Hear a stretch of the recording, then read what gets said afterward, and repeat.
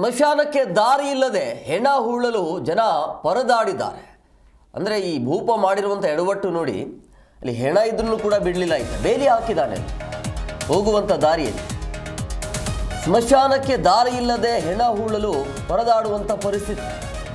ಸ್ಮಶಾನಕ್ಕೆ ದಾರಿ ಬಿಡದೆ ತಂತಿ ಬೇಲಿಯನ್ನು ಹಾಕಿರುವಂಥ ವ್ಯಕ್ತಿ ಇದ್ದ. ದಾರಿ ಇಲ್ಲದೆ ಮಧ್ಯದಲ್ಲಿ ಆ ಹೆಣವನ್ನು ಹೊತ್ತು ಜನ ಹಾಗೆ ನಿಂತಿದ್ದಾರೆ. ಹೊಸಪೇಟೆ ತಾಲೂಕಿನ ಹಂಪಿನಕಟ್ಟೆ ಗ್ರಾಮದಲ್ಲಿ ನಡೆದಿರುವಂಥ ಘಟನೆ ಇದೆ. ವಿಜಯನಗರ ಜಿಲ್ಲೆಯ ಹೊಸಪೇಟೆ ತಾಲೂಕಿನ ಆ ಒಂದು ಗ್ರಾಮ. ಜಮೀನು ಸುತ್ತಾಡಿಕೊಂಡೇ ಹೋಗಿ ಕೊನೆಗೂ ಅಂತ್ಯ ಸಂಸ್ಕಾರವನ್ನು ಮಾಡಿದ. ನೋಡಿ, ಹೆಣ ಹೊತ್ತೊಯ್ದ್ರೂ ಕೂಡ ದಾರಿ ಬಿಡದೆ ತಂತಿ ಬೇಲಿಯನ್ನು ಹಾಕಿರುವಂಥ ವ್ಯಕ್ತಿಗೆ ಏನು ಹೇಳಬೇಕು ಅಂತೇಳಿ. ವಿಜಯನಗರ ಜಿಲ್ಲೆಯ ಹೊಸಪೇಟೆ ತಾಲೂಕಿನ ಹಂಪಿನಕಟ್ಟೆ ಗ್ರಾಮದಲ್ಲಿ ಆಗಿರುವಂಥ ಘಟನೆ. ಸುಮಾರು ವರ್ಷಗಳಿಂದ ಇದೇ ಜಮೀನಿನ ರಸ್ತೆಯ ಮೂಲಕ ಸ್ಮಶಾನಕ್ಕೆ ಮುಸ್ಲಿಂ ಸಮುದಾಯದವರು ಹೋಗ್ತಾ ಇದ್ರು. ಮುಸ್ಲಿಂ ಸಮುದಾಯದವರು ಯಾರೇ ಮೃತಪಟ್ಟರು ಕೂಡ ಅದೇ ದಾರಿ ಇದೆಯಲ್ಲ, ಅದೇ ಅಲ್ಲಿಂದನೇ ಹೋಗ್ತಾ ಇದ್ರು. ಅಂದರೆ ಅದೇ ಸ್ಮಶಾನದಲ್ಲಿ ಹೂಳಲಾಗ್ತಾ ಇತ್ತು. ಬಟ್ ದಿಢೀರ್ನೆ ಆ ಖಾಸಗಿ ವ್ಯಕ್ತಿ ಸ್ಮಶಾನಕ್ಕೆ ಹೋಗುವ ದಾರಿಯನ್ನು ಮುಳ್ಳು ತಂತಿ ಬೇಲಿಯನ್ನು ಹಾಕಿದ್ದಾನೆ. ಅಂದರೆ ನನ್ನ ಜಾಗ ಇದು, ನನ್ನ ಜಮೀನು, ಯಾರು ಬರಬಾರದು ಅಂತ. ಸೊ ನಮ್ಮ ಜಮೀನು ರಸ್ತೆಯ ಮೂಲಕ ಸ್ಮಶಾನಕ್ಕೆ ಹೋಗೋದಕ್ಕೆ ದಾರಿ ಬಿಡೋದಿಲ್ಲ ಅಂಥೇಳಿ ಆತ ತಂತಿ ಬೇಲಿಯನ್ನು ಹಾಕಿರುವಂಥ ವ್ಯಕ್ತಿ ಸುತ್ತಾಡ್ಕೊಂಡು ಬಂದಿದ್ದಾರೆ. ಈ ಖಬರ್ಸ್ತಾನ ದಾರಿಗೆ ಅವರು ಇದು ಮುಳು ತಂತಿ ಹಾಕ್ಯಾರ. ಇಲ್ಲಿ 12 ವರ್ಷದಿಂದ ಕೊಟ್ಟಿದ್ರು ಅವರು. ಈಗ ಅವರು ಮುಳು ತಂತಿ ಹೇಳ್ದಾರ. ಈಗ ನಾವು ಇದು ನಮ್ಮ ಖಬರ್ಸ್ತಾನಕ್ಕೆ ಹೋಗ್ಬೇಕಾದ್ರೆ ಎಲ್ಲೇ ಹೋಗ್ಬೇಕು ಅಷ್ಟೇ ರೀ, ಮತ್ತೇನಿಲ್ಲ. ನಾವು ತಹಸೀಲ್ದಾರ್ಗ ಅವ್ರು ನಮ್ಮ ಮೇಡಮ್ ಅವ್ರಗ ನಾವೆಲ್ಲ ನಿನ್ನೆ ಹೋಗಿ ಕಂಡು ಬಂದಿವಿ. ಮೇಡಮ್ ಸೋಮವಾರ ದಿನ ಬರ್ತೀವಿ ಅಂತ ಹೇಳ್ಯಾರ. ಇವತ್ತು ಟೈಮಿಗೆ ಹಿಂಗ ಆತು. ಈಗ ಎಲ್ಲಿ ಹೋಗ್ಬೇಕು ನಾವು? ಎಲ್ಲಿಂದ ಹೋಗ್ಬೇಕು? ನಾಳೆ ಮತ್ತೆ ಸತ್ರ ಮತ್ತೆ ಎಲ್ಲಿಗೆ ಹೋಗ್ಬೇಕು ನಾವು? ನಾಳೆ ಒಂದು ಟೈಮ್ ಅವ್ರ ಬಂದು ಅವರೇ ಪಿಡಿಎಫ್ ಸರ್ ಬಂದು ಅವ್ರು ಬರ್ಕೊಂಡು ಅವರು ಪಿಡಿಎಫ್ ಸರ್ ಬಂದಿಲ್ಲ.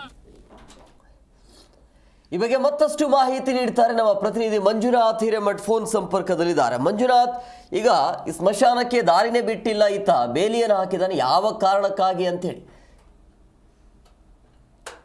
ಅಂತ ಹೇಳಿದ್ರೆ ಈ ಘಟನೆ ನಡೆದಿರ್ತಕ್ಕಂಥದ್ದು ವಿಜಯನಗರ ಜಿಲ್ಲೆಯ ಹೊಸಪೇಟೆ ತಾಲೂಕಿನ ಹಂಪಿನಕಟ್ಟೆ ಗ್ರಾಮದಲ್ಲಿ.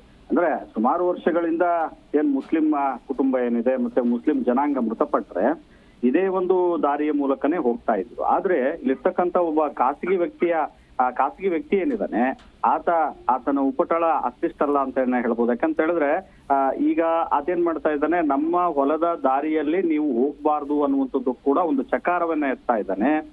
ಮತ್ತು ಮೃತಪಟ್ಟಂತ ಕುಟುಂಬಸ್ಥರಿಗೆ ಕೂಡ ಆವಾಜ್ ಆಗ್ತಾ ಇದ್ದಾನೆ. ನೀವು ಯಾವುದೇ ಕಾರಣಕ್ಕೂ ನಮ್ಮ ದಾರಿ ಮೂಲಕ ನೀವು ಹೋಗ್ಬಾರ್ದು, ನಮ್ಮ ರಸ್ತೆ ಮೂಲಕ ನೀವು ಹೋಗ್ಬಾರ್ದು ಅಂತ ಹೇಳ್ತಾ ಇದ್ದಾನೆ. ಈ ನಿಟ್ಟಿನಲ್ಲಿ ಕೂಡ ಏನು ಕುಟುಂಬಸ್ಥರು ಕೂಡ ಕಂಗಾಲಾಗಿದ್ರು ಮತ್ತು ಹೆಣವನ್ನ ಹೊತ್ಕೊಂಡು ಅಲ್ಲೇ ನಿಂತ್ಕೊಂಡಿದ್ರು ಬಹಳಷ್ಟು ಹೊತ್ತುಗಳ ಕಾಲ.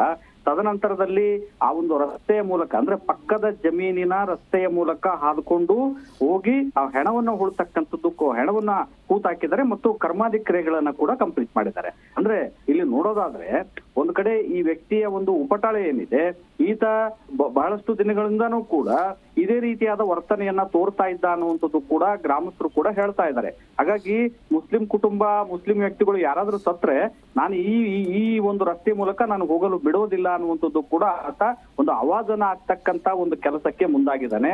ಈ ನಿಟ್ಟಿನಲ್ಲೂ ಕೂಡ ಒಂದಿಷ್ಟು ಜನ ಬುದ್ಧಿಯನ್ನು ಕೂಡ ಹೇಳಿದ್ರು ಆತಗ.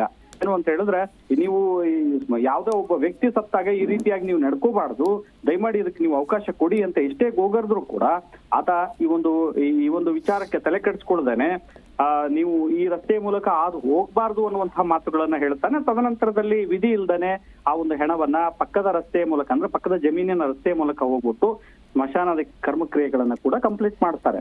ಈ ನಿಟ್ಟಿನಲ್ಲಿ ಎಲ್ಲೋ ಒಂದ್ ಕಡೆ ಜಿಲ್ಲಾಡಳಿತ ಇದ್ರ ಬಗ್ಗೆ ಒಂದ್ ಕಡೆ ಗಮನ ಹರಿಸಬೇಕಾಗಿತ್ತು. ಮತ್ತು ಮಂಜುನಾಥ್ ಬೇಲಿ ಹಾಕಿರುವಂತ ವ್ಯಕ್ತಿ ಮತ್ತೆ ಮೃತಪಟ್ಟಿರುವಂತ ಕುಟುಂಬಸ್ಥರು ಸಂಬಂಧಿಕರ ಹೇಗೆ? ಇಲ್ಲ ಹೇಮಕುಮಾರ್, ಇವ್ರು ಬೇರೆ ಆಗ್ತಾರೆ. ಅಂದ್ರೆ ಇವ್ರದೇ ಆದಂತ ಒಂದಿಷ್ಟು ತಕರಾರುಗಳು ಇದಾವೆ ಅನ್ನುವಂಥದ್ದು ಕೂಡ ಗೊತ್ತಾಗ್ತಾ ಇದೆ ಆ ಕುಟುಂಬಕ್ಕೂ ಮತ್ತು ಈ ವ್ಯಕ್ತಿಗೂ ಏನು ಮೃತಪಟ್ಟಂತ ವ್ಯಕ್ತಿಗೂ ಕೂಡ ಒಂದಿಷ್ಟು ಎಲ್ಲೋ ಒಂದ್ ಕಡೆ ಒಂದಿಷ್ಟು ವ್ಯಾಜ್ಯಗಳಿದಾವೆ ಅನ್ನುವಂಥದ್ದು ಕೂಡ ಮೇಲ್ನೋಟಕ್ಕೆ ಗೊತ್ತಾಗ್ತಾ ಇದೆ. ಆದ್ರೆ ಅದು ಏನೇ ಇರ್ಲಿ, ಆದ್ರೆ ಯಾವುದೇ ವ್ಯಕ್ತಿ ಒಬ್ಬ ಮೃತಪಟ್ಟಾಗ ಸೌಜನ್ಯಕ್ಕೂ ಕೂಡ ಒಂದು ಅವಕಾಶ ಮಾಡಿಕೊಡ್ಬೇಕು ಅನ್ನುವಂತಹ ಒಂದು ಪರಿಜ್ಞಾನನೂ ಕೂಡ ಈ ವ್ಯಕ್ತಿಗೆ ಇಲ್ಲ ಅಂತ ಹೇಳ್ಬಿಟ್ಟು ಬಹಳಷ್ಟು ಜನ ಆತಗೆ ಹಿಡಿಶಾಪವನ್ನ ಹಾಕಿದ್ದಾರೆ. ಈಗ ಸದ್ಯ ಜಿಲ್ಲಾಡಳಿತ ಕೂಡ ಈ ನಿಟ್ಟಿನಲ್ಲಿ ಸ್ಮಶಾನಕ್ಕೆ ಬೇಕಾದಂತ ಏನು ಜಾಗವನ್ನ ಮಾಡಿಕೊಡ್ಬೇಕು ಮತ್ತು ಪ್ರತಿಯೊಂದು ಗ್ರಾಮಕ್ಕೂ ಕೂಡ ಸ್ಮಶಾನವನ್ನ ನಿಗದಿ ಮಾಡ್ಬೇಕಂತ ನಿಟ್ಟಿನಲ್ಲಿ ಕೂಡ ಜಿಲ್ಲಾಡಳಿತ ಮುಂದಾಗಿದೆ. ಆದ್ರೆ ಈ ವ್ಯಕ್ತಿಯ ಒಂದು ಉಪಟಳ ಏನಿದೆ ನಿಜಕ್ಕೂ ಕೂಡ ಬೇಸರವನ್ನ ತರಿಸಿರ್ತಕ್ಕಂಥದ್ದು Ramkumar. Yes, okay, thank you Manjunath ನಿಮ್ಮೆಲ್ಲ ಡೀಟೇಲ್ಸ್ಗಾಗಿ. ಸೋಮವಾರ ದಿನ ಬರ್ತೀನಿ ಅಂತ ಹೇಳ್ಯಾರ. ಇವತ್ತು ಟೈಮಿಗೆ ಹಿಂಗ ಆತು. ಈಗ ಎಲ್ಲಿ